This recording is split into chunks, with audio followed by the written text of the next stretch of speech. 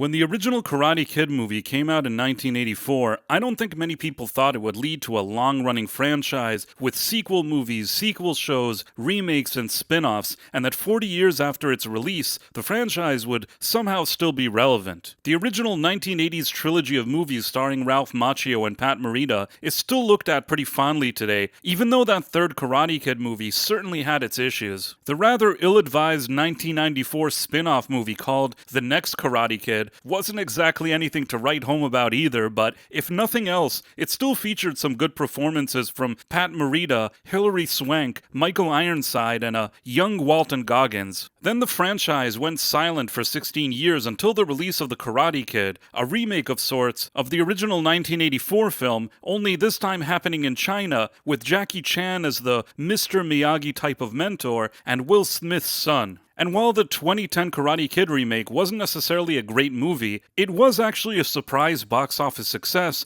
that did introduce the franchise to a new generation, I guess. But what really revived the franchise in a big way was Cobra Kai, a streaming series which ran from 2016 to 2025 that brought back original cast members Ralph Macchio and William Zabka to reprise their roles as Daniel LaRusso and Johnny Lawrence. With a competent production and writing team, Cobra Kai unexpectedly became a multi-generational worldwide hit and a pop culture phenomena, bringing the Karate Kid franchise and brand to new heights. And while I think Cobra Kai probably should have ended one season sooner than it did, the sequel series did provide a very satisfying conclusion to the overall story, pretty much tying every possible narrative loose end for all of its main characters in a way that seemed rather final. And honestly, I was fine with that. Because sometimes long-running franchises do need a break, and Cobra Kai's finale was an ideal moment for that. Apparently though, Sony, who owned the rights to Karate Kid, felt differently, and as something of a desperate cash grab, they decided to capitalize on Cobra Kai's success while the iron is still hot by making a team-up crossover movie called Karate Kid Legends, starring both Jackie Chan, who starred in the 2010 Karate Kid remake, along with OG Karate Kid actor Ralph Macchio reprising his role as Daniel LaRusso once again. Did anybody really ask for this movie? No. Did it seem like a great idea? Not really. And even though I wasn't overly excited about the movie when I heard about it, I still like seeing Ralph Macchio in this role, and I do actually like Jackie Chan as well, so having a movie with both of them together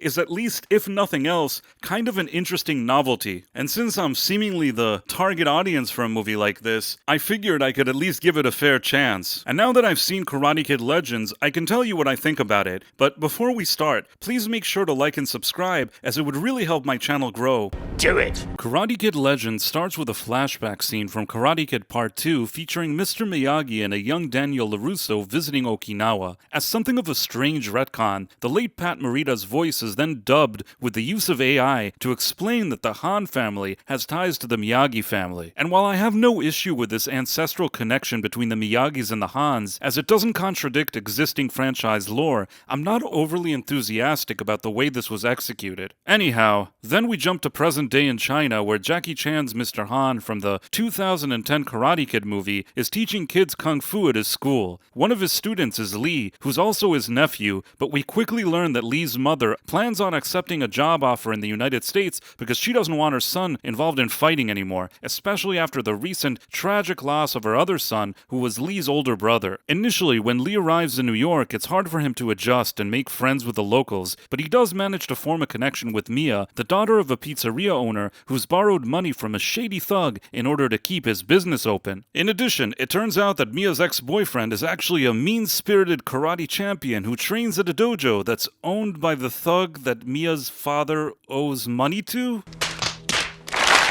The story then goes off in a few conflicting directions where on one hand, Lee is bullied at school by the local karate champion, much like in the original Karate Kid movie, but at the same time, Lee is also a competent fighter that battles street thugs, protects Mia's father, and then helps him train for a big boxing match. Now if all of these developments happening simultaneously sound ridiculous to you, that's because they are. And to make matters worse, in the final act of the movie, almost out of left field, Lee signs up for a karate competition and is then co-trained trained by Mr. Han and Daniel LaRusso so that he can beat the evil karate champion. Now, without spoiling every detail in this movie, I think it's fair to say that Karate Kid Legends, at least in my opinion, is a complete mess. With a runtime of 94 minutes, this movie tries to accomplish so many things at a rapid pace, but sometimes, when you're trying to do too much in a short amount of time, you end up accomplishing very little. Based on some research I've done, it's believed that a previous cut of this movie was actually 25 minutes longer, which could possibly explain some of the rushed storytelling. But even then, I still think that the whole concept of this movie is rather misguided,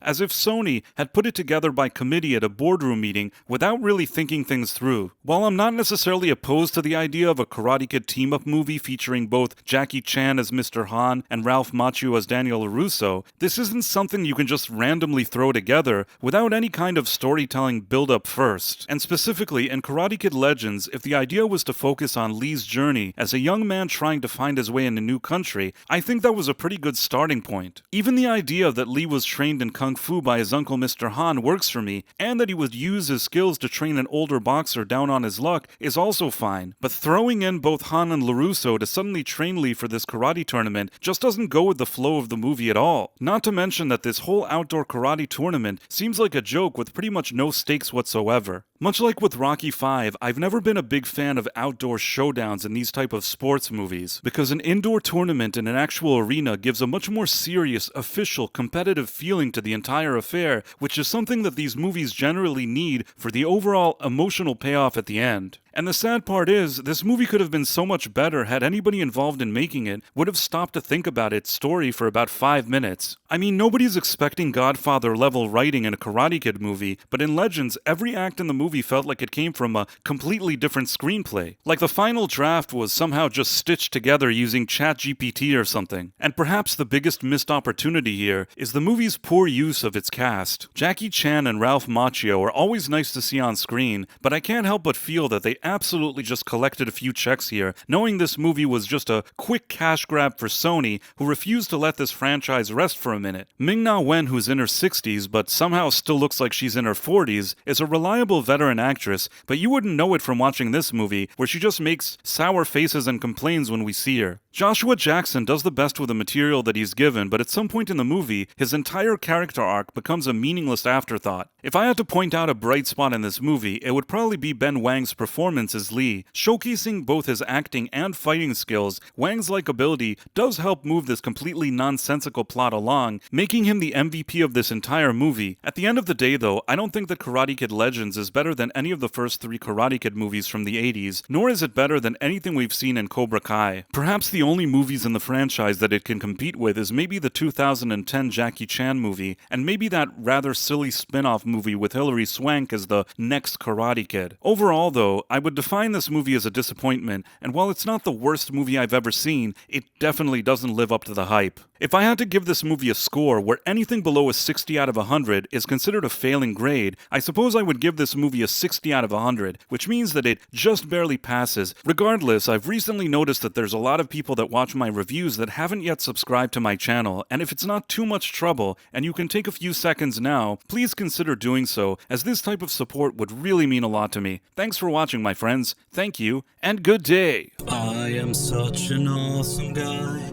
I make so many videos. But